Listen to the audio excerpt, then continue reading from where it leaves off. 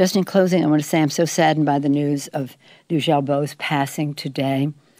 2 weeks ago, I was pleased to join Representative Chris Smith, the co-chair with Senator Rubio, co-chair of the Congressional Executive China Commission, as House overwhelmingly passed a bipartisan resolution calling for the unconditional release of Liu Xiaobo and his wife, Liu Xia. The world grieves the loss of one of the great moral voices of our time.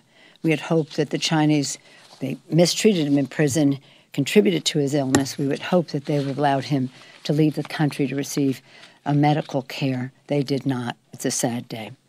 Again, I hope that I had the privilege of going to Oslo when he received the Nobel Prize, the Nobel Peace Prize.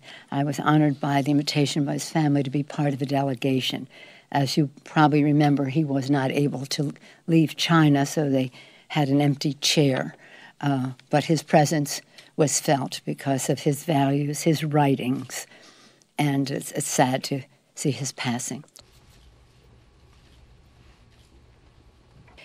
This week, we saw cold, hard evidence of the Trump campaign, indeed the Trump family, eagerly intending to collude possibly with Russia, a hostile foreign power, to influence American elections.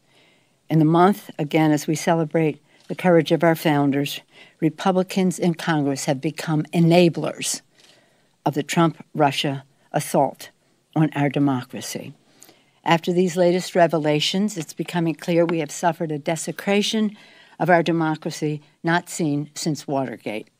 Speaker Ryan must allow a vote on an outside independent commission to get to the bottom of the Trump campaign's role in Russia's assault on our democracy and prevent Putin from ever doing it again immediately. Outside independent commission. It came to my attention that there was an issue about dress code. I'll be honest, this is not something that was covered in my new speakership orientation ceremony. The Sergeant of Arms was simply enforcing the same interpretation of the rules as under my predecessors. This is nothing new, and certainly not something that I devised. At the same time, that doesn't mean that enforcement couldn't stand to be a bit modernized. So that is why we will be working with the Sergeant of Arms to ensure the enforcement of appropriate business attire is updated.